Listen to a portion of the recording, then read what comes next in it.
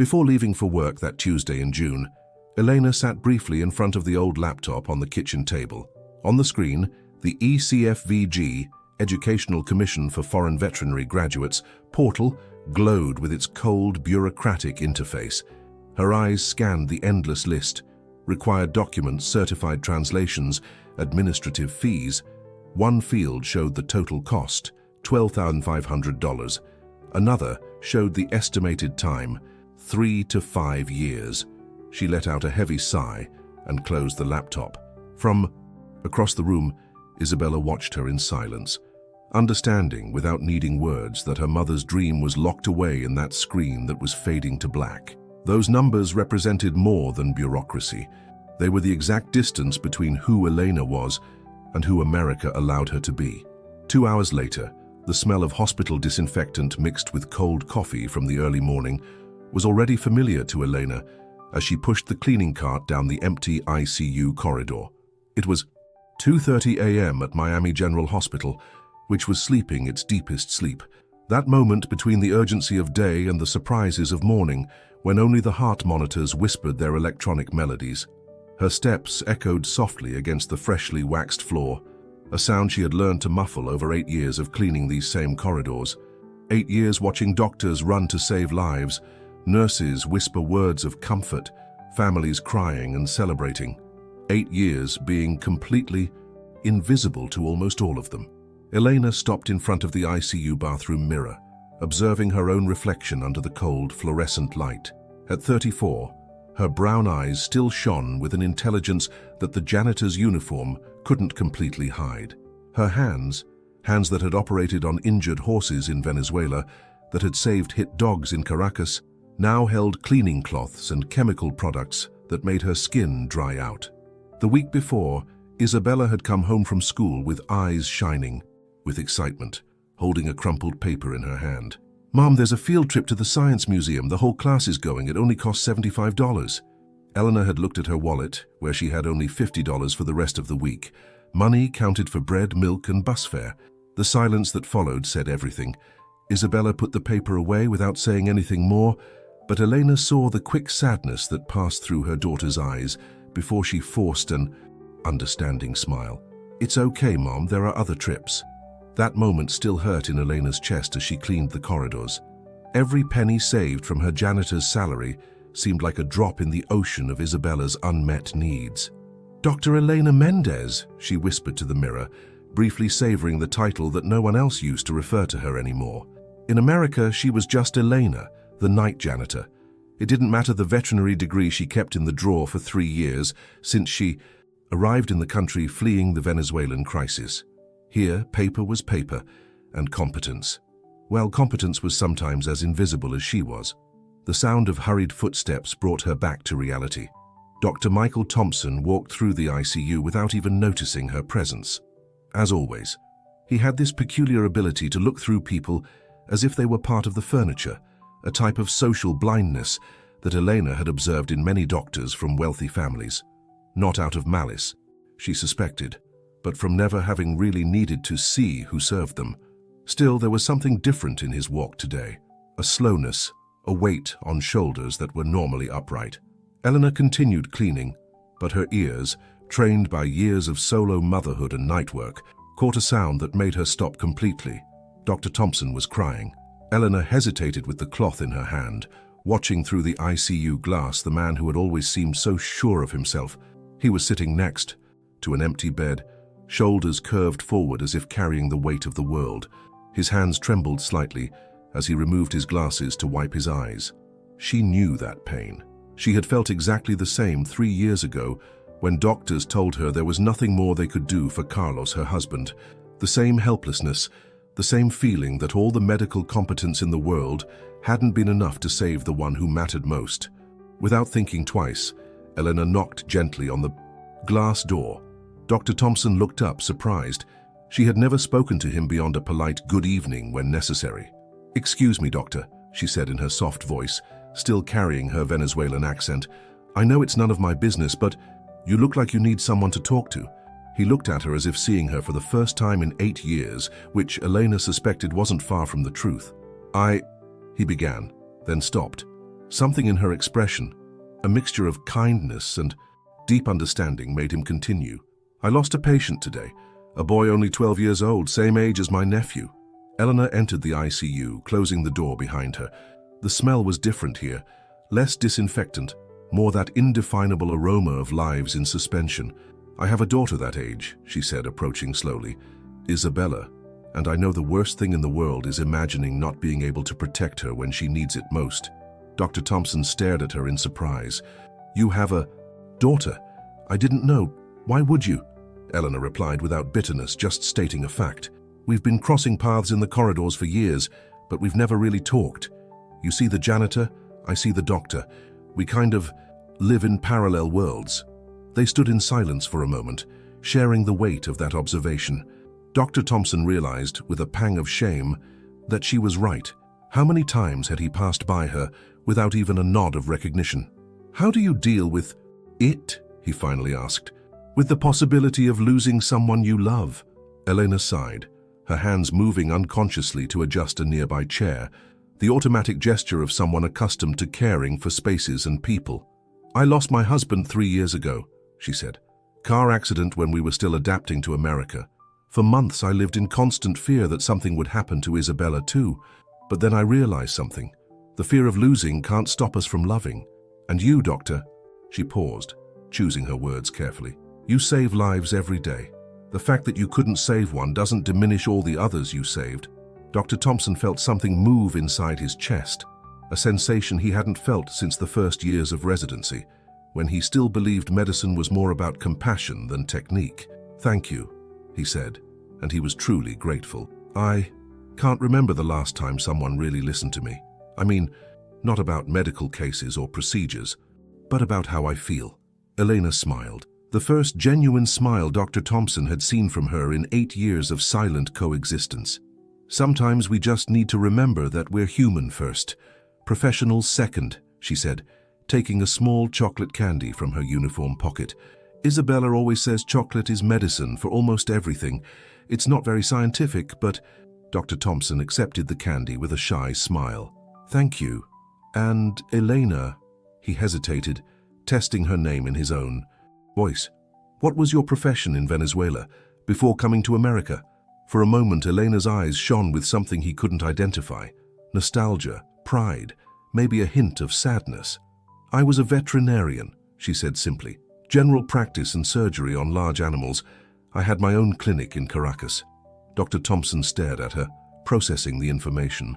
The woman who had been cleaning the hospital corridors for 8 years was, in fact, a doctor, a colleague. And here in America, Eleanor looked at her own hands, hands that still moved with the precision of someone trained to save lives. Doctor, these hands, in Venezuela, they performed cesareans on cows in the middle of the night, put pins in racehorses' legs, brought life into the world in emergency surgeries. Here, she paused, observing the new calluses caused by cleaning products. They only know the smell of bleach and disinfectant. It's not about the work being undignified. No work is. It's about waking up every day knowing that the best part of you is asleep because a piece of paper says it can't wake up. Dr. Thompson felt something tighten in his chest, a mixture of shame and admiration he had never experienced. Venezuelan credentials aren't easily recognized, she continued, her voice soft but laden with deep pain. It's a long, expensive, bureaucratic process. And meanwhile, Isabella needs to eat, needs a home, needs school. So I clean hospitals at night and private clinics in the morning, and she's alone more than a 12-year-old girl should be. The silence that followed was charged with mutual understanding. Dr. Thompson, for the first time in years, really saw someone from the support staff, and Elena, for the first time in a long time, felt seen. Elena, he said finally, I'm sorry for not having paid attention, for not having seen. Don't worry, Doctor. Sometimes invisibility is easier than explanation. They talked for a few more minutes about Isabella, about the challenges of raising a daughter alone, about adapting to America. When Elena finally said goodbye to continue her work, Dr. Thompson watched her push the cart down the corridor, seeing her in a completely new way. He couldn't imagine that in a few days, their lives would intertwine in a way that would forever change both their perceptions of destiny, competence, and the transformative power of recognition. The following Thursday, Isabella Mendez was sitting at the kitchen table of the small apartment she shared with her mother, trying to focus on her math homework, while Max, her faithful canine companion, slept at her feet. The caramel-colored mutt had come into their lives 2 years before. He was an injured puppy that Elena found near the hospital and treated discreetly, using her veterinary experience and medications obtained through contacts at the hospital pharmacy. Max had become more than a pet. He was Isabella's guardian during the long hours. When her mother worked, the one responsible for making sure she didn't feel completely alone in the silent apartment, the comforting presence that helped her sleep when the sounds of the urban dawn became too scary for a 12-year-old girl. But at that moment, Max wasn't well. Isabella noticed first by the way he was breathing, short, panting, as if something was blocking the air. He had vomited twice since she got home from school, a strange substance with little pieces of fabric that she couldn't identify. "Max, what's wrong, boy?" she whispered, kneeling beside him. The dog lifted his head with difficulty, his normally bright eyes now dull with pain. His belly was visibly distended, and when Isabella gently touched the area, he whimpered softly. Fear rose up Isabella's throat like a cold wave. Her mother wouldn't be back from work until 7 a.m., and it was only 11 p.m. Max was clearly suffering, and she knew that waiting until the next morning could be too late. Without hesitation, Isabella picked up the phone and called Elena, once, twice, 3 times, straight to voicemail. Her mother always kept her phone on silent during work so as not to disturb the patients. Isabella looked at Max, who was now lying on his side, breathing with even more difficulty. A sudden memory hit her.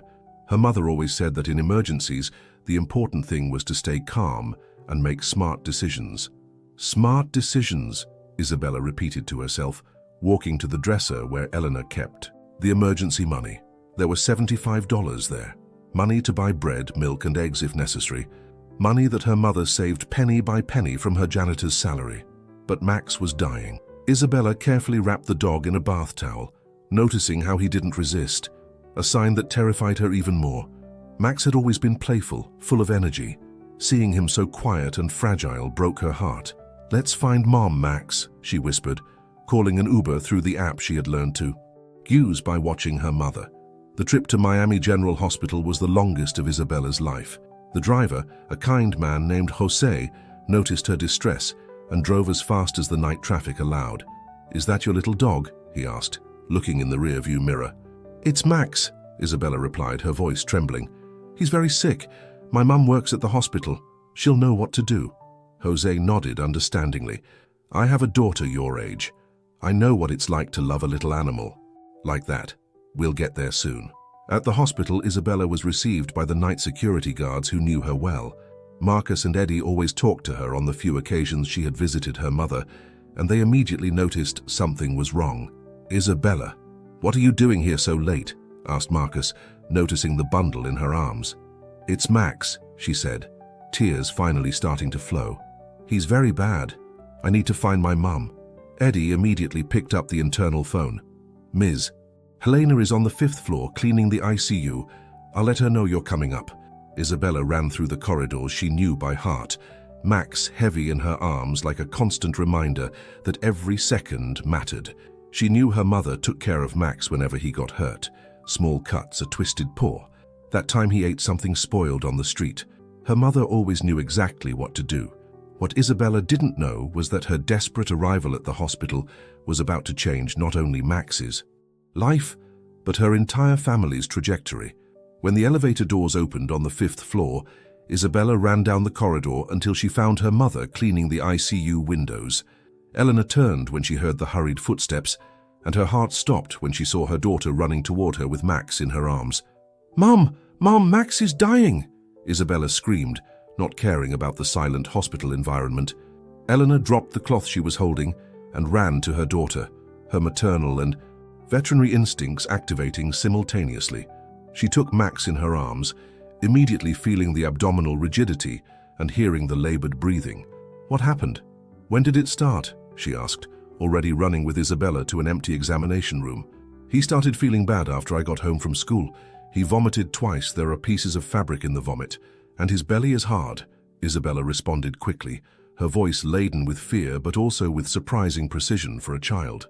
Elena placed Max on the examination table, her hands moving with a confidence and competence that seemed to come from another world. For the first time in 3 years, she wasn't Elena the janitor. She was Dr. Elena Mendez, veterinarian with 7 years of experience. It was at that moment that Dr. Thompson, who had started noticing Elena more frequently since their conversation, appeared at the door of the room. He was about to ask if everything was okay when he stopped completely, observing a transformation that challenged everything he thought he knew about the silent janitor. Dr. Thompson stood paralyzed at the door, observing a scene that completely challenged his perception of reality. The woman he had seen pushing cleaning carts for 8 years was now leaning over an injured dog with technical precision and confidence that he recognized, because it was the same he saw in his own surgical colleagues. "Isabella, hold his head while I palpate the abdomen," said Elena, her voice taking on a professional tone that Dr. Thompson had never heard. "I need to locate exactly where the obstruction is." Her hands moved with surgical precision over Max's distended belly, gently pressing different regions while observing the animal's reactions. "High obstruction, probably in the pyloric region," she murmured, more to herself than to Isabella. "The object hasn't descended to the intestine yet, which is good. I'll do epigastric palpation to confirm the mass location." Dr. Thompson felt his world turn upside down. Those weren't terms a janitor would know. It was specific, precise, technical medical language. "Mom, can you save him?" Isabella asked, her hands trembling as she gently held Max's head. "I'll try, my daughter. But I need a few minutes and you need to trust me, okay?" Elena looked around the examination room, her eyes quickly identifying the materials she needed. She went to the supply cabinet and took a syringe, saline solution, and 3% hydrogen peroxide. "First, I'll hydrate him," she explained to Isabella, but Dr. Thompson realized the explanation was too technical to be directed only at a child. Signs of moderate dehydration need to replace fluids before attempting any procedure. With fluid and confident movements, Elena applied the subcutaneous saline, mentally calculating the dosage based on Max's weight. Dr. Thompson noticed she didn't hesitate. She knew exactly the necessary amount. "Now I'll induce controlled emesis," she said, preparing a solution with hydrogen peroxide. "Swallowing reflex preserved, I can safely induce vomiting. The dose is 1 milliliter per kilogram of body weight." "Elena," Dr. Thompson finally spoke, his voice laden with amazement. "Where did you learn?" She looked at him briefly, her eyes shining with an intensity he had never seen. "Dr. Elena Mendez," she said simply without stopping her work. "Graduated from the Central University of Venezuela, 7 years of experience in veterinary clinic and large animal surgery." Dr. Thompson felt as if the ground had disappeared under his feet. Dr. Elena, she was a doctor, she was a colleague, and he had spent 8 years treating her like invisible furniture.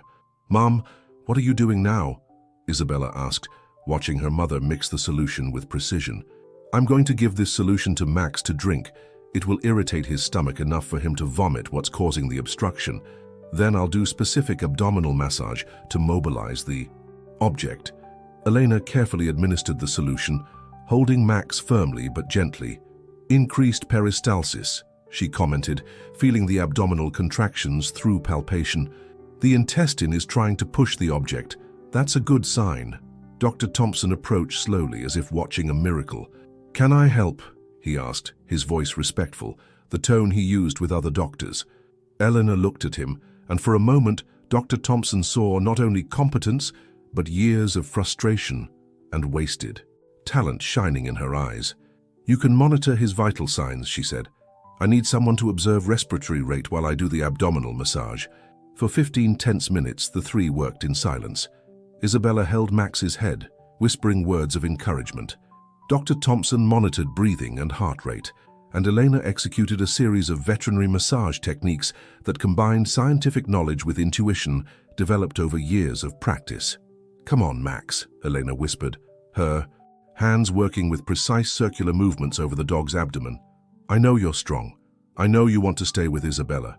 And then it happened.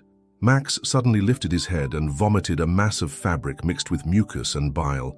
pieces of a stuffed toy he had swallowed whole during the afternoon. "You did it!" Isabella screamed, tears of relief streaming down her cheeks. "The hydration helped lubricate and the massage mobilized the fabric," Elena explained, checking Max's breathing, which was already visibly better. "He'll be fine." Dr. Thompson was in absolute silence, observing the complete transformation he had witnessed. In 15 minutes, Eleanor had demonstrated more veterinary competence than many doctors he knew demonstrated in their own specialties. "Eleanor," he said finally, his voice broken, "why didn't you tell me? Why are you cleaning corridors when you could be..." "Could be what?" she responded, cleaning Max's hands with a clean towel. "My credentials aren't worth anything here. That's how the system works. Foreign diploma needs to be revalidated, a process that costs thousands of dollars and takes years. Meanwhile, Isabella needs to eat every day." "But you're incredible. What you just did, it's what I've always done," Eleanor said calmly. "It's just that now you saw." Dr. Thompson felt the weight of that statement like a punch to the stomach. How many people like Eleanor had he ignored throughout his life? How many wasted talents passed? Through his corridors every day, invisible because of uniforms, accents, or circumstances. "I didn't know," he said, his voice laden with genuine regret. "Now you know," Elena replied, not with bitterness, but with the simplicity of someone who accepts reality. "And I appreciate your help with Max." Isabella, who had observed the entire interaction with the sharp intelligence of a child who grew up too fast, looked between her mother and Dr. Thompson and made a decision that would change their lives forever. She picked up her phone and started recording a video. "Hi everyone, I'm Isabella and I want to tell you a story," she began, pointing the phone camera at herself, then at Max, resting peacefully, and finally at her mother, who was still cleaning the improvised medical equipment. Dr. Thompson instinctively stepped away, but Isabella continued recording with the naturalness of a generation that grew up documenting important moments. "Tonight, I almost lost my best friend, Maxie. Swallowed a piece of a stuffed toy and was dying. I was alone at home. My mum works nights so we can pay rent and food, and I had to make a decision." Isabella's voice was clear, too mature for her 12 years, but laden with genuine emotion that made each word echo with truth. "I took the emergency money, called an Uber, and brought Max to the hospital where my mum works as a janitor. But most people don't know that my mum isn't just a janitor. She's a veterinarian, an incredible veterinarian, who saved Max's life tonight using only knowledge, care, and some basic materials." Isabella turned the camera to show Elena, who had stopped cleaning and was looking at her daughter with surprise. "My mom graduated in Venezuela and had her own veterinary clinic. But when we came to America fleeing the crisis, nobody recognized her diploma. So she works cleaning hospitals at night and clinics in the morning, so I can study at a good school and have food on the table every day." Dr. Thompson felt tears burning his eyes. The simplicity and honesty with which Isabella told the story was touching something deep in his chest, a shame mixed with admiration and an urgent desire to do something. "You know what makes me most proud of my mom?" Isabella continued, now filming Elena checking Max's vital signs one last time. "She never lost hope. She never stopped being who she is just because other people can't see. And tonight, when Max needed her, she didn't hesitate for a second. She saved my best friend and I wanted the world to know who she really is." Isabella stopped recording and looked at her mother. "Can I post this, Mom? I want people to know." Eleanor was silent for a moment, processing everything that had happened that extraordinary night. She looked at Dr. Thompson, who was clearly emotional, then at Isabella, radiant with pride and determination. "Are you sure, my daughter?" "I'm sure. You're incredible, and the world needs to know." It was Dr. Thompson who broke the following silence. "Elena, Dr. Elena," he corrected himself. "I'd like to do something. I have contacts at the University of Miami. I know people who work with foreign diploma revalidation. I know I can speed up your process." Elena stared at him in surprise. "Dr. Thompson, I appreciate it, but it's not charity," he interrupted quickly. "It's justice. It's recognition. You don't need help because you're incapable. You need guidance because the system is too bureaucratic. There's a huge difference." He paused, choosing his words carefully. "Besides, I know the owner of a private veterinary clinic nearby. He always complains that he can't find competent veterinarians, Maybe you could work there as a veterinary assistant while you revalidate your diploma. The salary would be better than the current one. Eleanor felt her world beginning to change. Not drastically, not like in a movie, but with the solid slowness of real transformations. "Why do you want to help?" "Me?" she asked. Dr. Thompson looked at Isabella, who was editing the video with the concentration of someone who knew exactly what she wanted to communicate, then back at Elena. "Because you showed me something I had forgotten. You reminded me that competence and dignity have nothing to do with titles or uniforms. And because," he hesitated, "because I want to be the kind of person who sees, not the kind who ignores." Isabella posted the video on TikTok at 3:47 a.m. with the caption, "My mom is the strongest woman I know, Lucia, veterinarian born, mom hero, immigration with dignity." In the first 2 hours, the video had 50,000 views. By the end of the first week, it had passed 2 million. Comments came in the thousands. "My mom is also incredible, but nobody sees. I need to hug my mom now. What pride in this girl. How many people like her do we ignore every day?" But what really changed Elena's life wasn't the viralization. It was the conversation Dr. Thompson had with his friend Paul, owner of the animal care veterinary clinic, 3 days later. "Michael, are you sure she's competent?" Paul asked over the phone. "Paul, I saw her work. She saved an animal's life with techniques that half the veterinarians I know wouldn't master, and she did it with calm precision and compassion." "All right, send her here tomorrow. Let's have a conversation." Elena went to the interview wearing the only dress suit she owned, the same one she had used at Isabella's school parent meeting 3 months before. Her hands trembled slightly when she entered animal care clinic, but not from nervousness, from expectation. Paul received her personally, a middle-aged man with kind eyes and grey hair who vaguely reminded her of her first boss in Caracas. "Dr. Elena, Dr. Thompson told me about your work with the dog in the emergency. He said it was impressive. Thank you, doctor. It was just what any veterinarian would do in an emergency situation."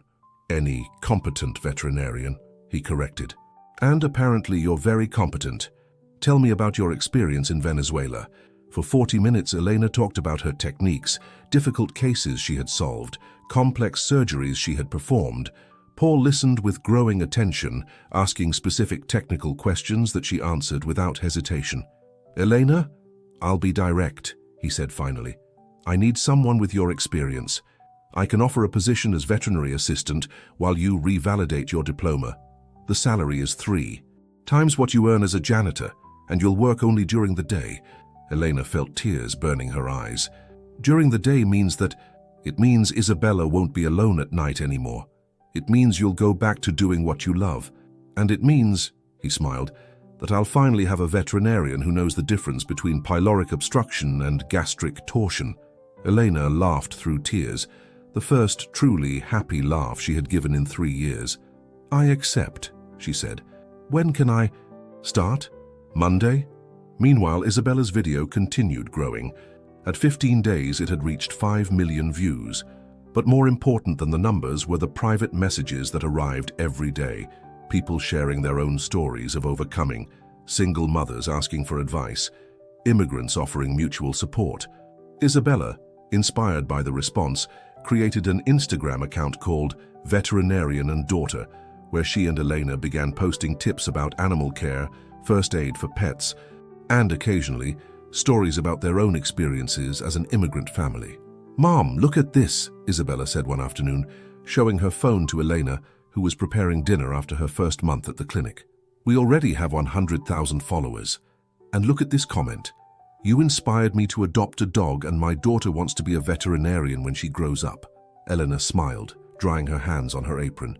Her hands no longer smelled of cleaning chemicals. Now they smelled of antibacterial soap and occasionally fresh-bathed dog fur. "Isabella," she said, sitting next to her daughter, "you know that none of this would have happened without your courage that night, right? You made adult decisions when you needed to." "I learned from the best," Isabella replied, hugging her mother. "But Mom, there's something I wanted to ask you." "Go ahead. Are we going to be able to get a bigger apartment now, with your new salary and the money from the videos?" Eleanor had been thinking about the same thing. The combination of her new salary at the clinic and the modest income from their social media content meant they could finally afford something better than their current cramped apartment. "I'm looking," she admitted. "I want a place with a small yard for Max to play. And your own room, no more sleeping in the living room. And a little corner for you to study for diploma revalidation." Eleanor smiled. Dr. Thompson had kept his promise, connecting her with University of Miami professors who guided her free of charge through the revalidation process. Classes were on Saturdays, and for the first time in years, Elena felt intellectually stimulated again. "And a little corner to study," she agreed. 6 months after the incident with Max, Eleanor received a call that would change everything once again. "Dr. Elena, this is Anna Paula, producer of Good Morning America. We saw your daughter's video and would like to do a story about your story. Would it be possible?" The story aired 3 weeks later, an 8-minute segment about talents wasted by bureaucracy.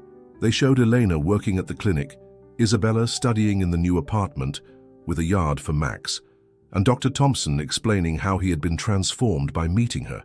"How many people like Dr. Elena work in jobs that don't reflect their capabilities?" asked the reporter. "How many talents do we lose through pure prejudice or negligence?" The repercussion was immediate. Elena received job offers from veterinary clinics across the country. Universities contacted her offering to further accelerate her revalidation process, and Isabella received a full scholarship to study at a private school that specialized in education for immigrant children. But the most significant change happened at Miami General Hospital.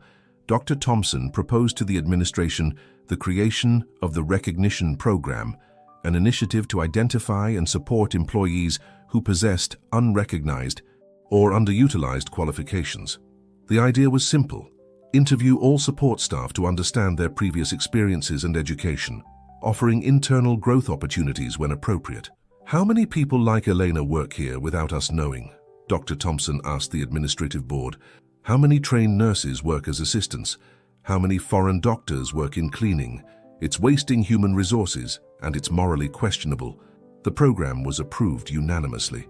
3 months later, they discovered that Marcus, the night security guard, was a civil engineer in Syria, that Carla from the cafeteria had a master's degree in biology from Columbia, that Jose from internal transport was a math teacher in Haiti. The hospital implemented a mentorship and requalification program that became a model for other institutions in Miami. 1 year after the incident with Max, Eleanor was officiating her first surgery as a revalidated veterinarian in America.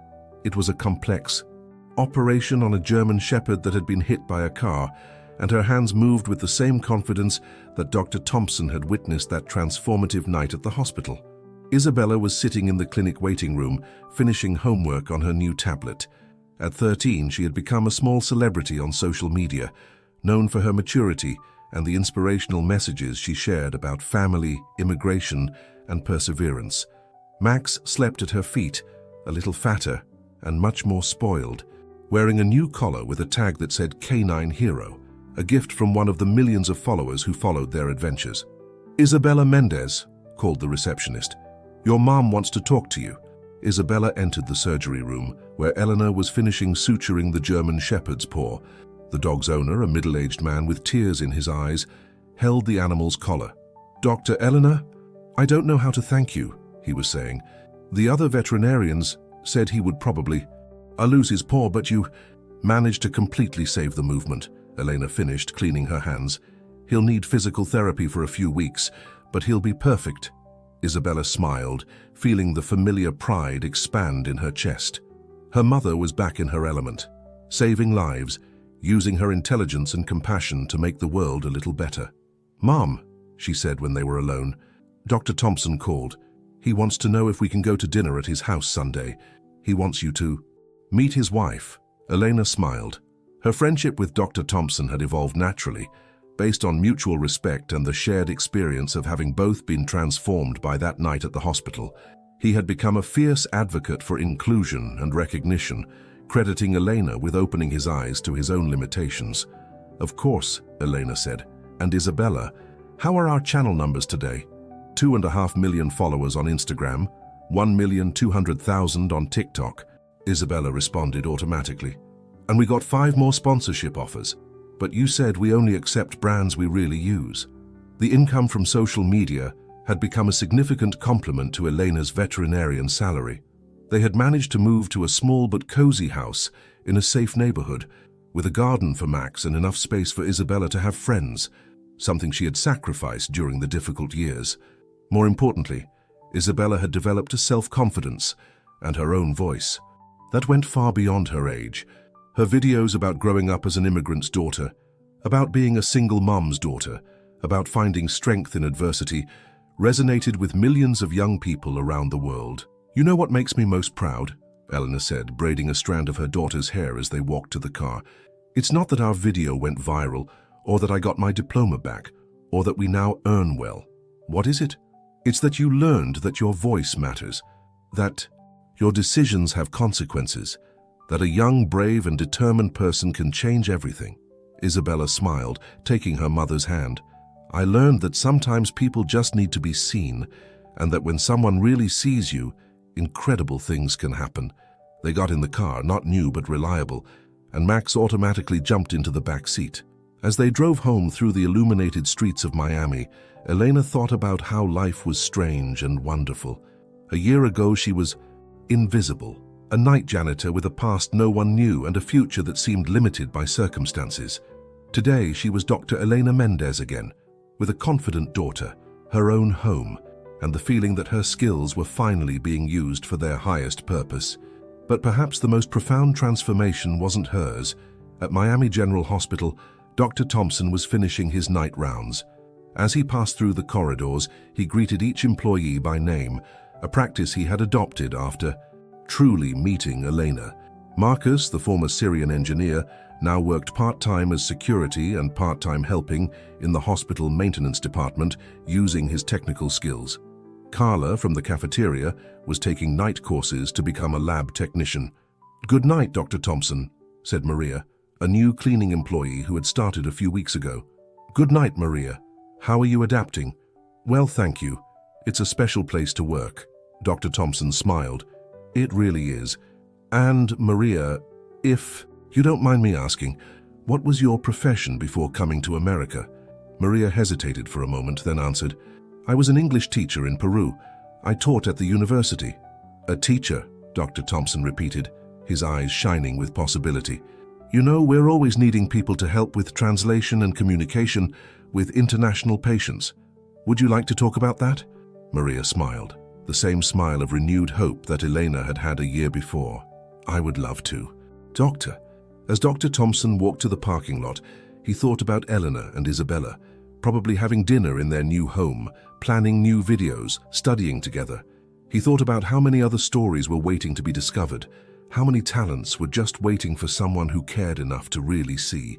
The lesson Eleanor had taught him was simple but transformative. Competence and dignity don't wear specific uniforms. Brilliance doesn't carry identification badges.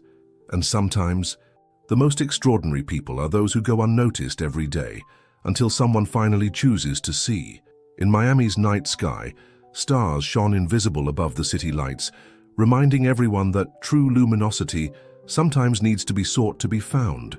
And when it is found, it has the power to illuminate much more than just the surrounding darkness. It has the power to transform entire worlds. Sometimes all we need is someone who really sees us. And when that happens, we discover that we were always capable of shining. We were just waiting for the opportunity to be recognized for who we really are. How many people like Elena do you know? How many invisible talents cross your path every day? People who carry untold stories, unrecognized skills, dreams that had to be stored away so life could continue. Elena's story reminds us that truly seeing someone can be the most powerful gift we can offer. A look of recognition, a genuine question about who the person really is, a moment of real attention can be the first step to transforming not just one life, but an entire family. If this story touched your heart, if you remembered someone special who deserves to be seen, leave a comment telling about that person. Share this story so others can also reflect on the invisible talents around us. And don't forget to like so more people find this message of hope. Because sometimes a shared story is all someone needs to remember they're not alone, that their value is real, and that their Time to shine may be closer than they imagine.